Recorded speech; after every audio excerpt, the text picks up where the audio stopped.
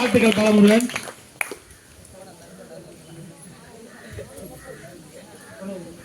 குணசங்கரி அறிவென்னும் தீபம் வெற்றி அறியாமை இருளை கற்றும் கல்வியை கண்ணாகவும் அந்த அறிவை நல்வழியில் நடத்த மனிதனை மாமனிதனாக்கும் ஒழுக்கத்தை உயிராகவும் போற்றும் ஔவையர்க்கு என் வணக்கம். ஒரு கல்வியே கண் ஒழுக்கமே உயிர் என்ற தலைப்பில் சில கருத்துக்களை உங்களிடம் பகிர்ந்து கொள்ளும் வாய்ப்பு கிடைத்து நான் மகிழ்ச்சி அடைகிறேன். ஒரு மனிதன் உலகத்தை பார்க்க கண்கள் எவ்வளவு அவசியமோ அதுபோல் வாழ்க்கையை சரியான பாதையில் நடத்த கல்வி அவசியம்.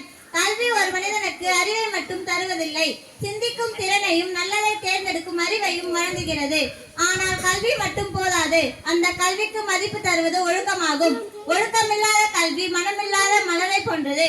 உண்மையை பேசுதல், பெரியவர்களை மதித்தல், நேர்மையாக நடந்து கொள்ளுதல், நேரத்தை பின்பற்றுதல் போன்ற நல்ல பண்புகள் ஒழுக்கத்தின் அடையாளமாகும்.